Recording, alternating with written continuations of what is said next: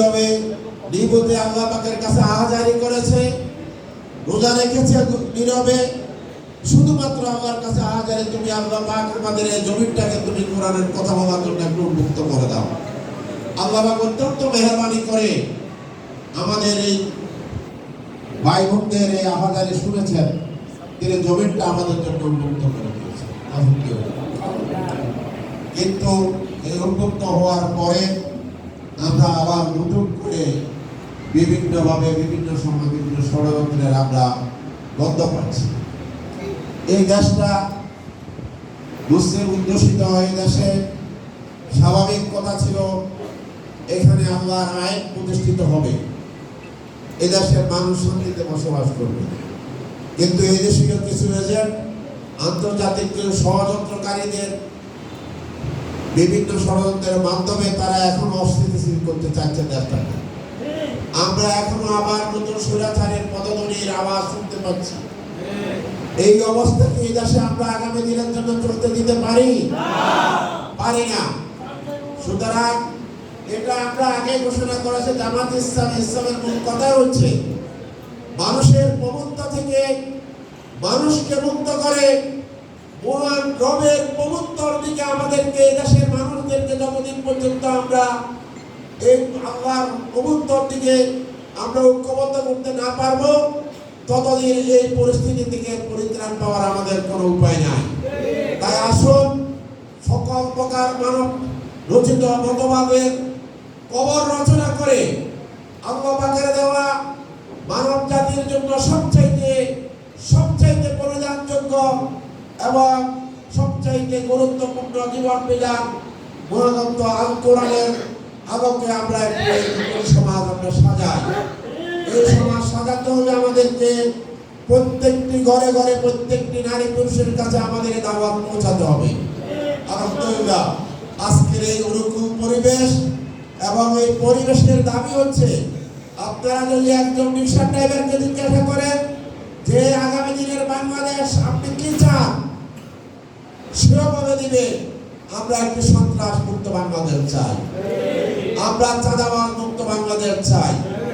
সুতরাং আসুন আগামী দিনের বাংলাদেশ বিনির্মাণে একটি সাম্য, ঐক্য, সুবিচারপূর্ণ, ইনসাফ ভিত্তিক, ন্যায় নীতি ভিত্তিক মানবতার বাংলাদেশ বিনির্মাণে জামাত ইসলামকে অগ্রণী ভূমিকা পালন করতে হবে।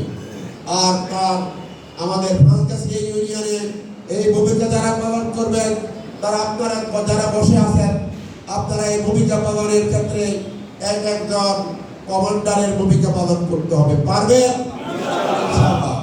আমরা আগামী নির্বাচন পর্যন্ত জাতীয় সংসদ, উপজেলা নির্বাচন, ইউনিয়ন পরিষদ নির্বাচন শেষ না হওয়া পর্যন্ত আমরা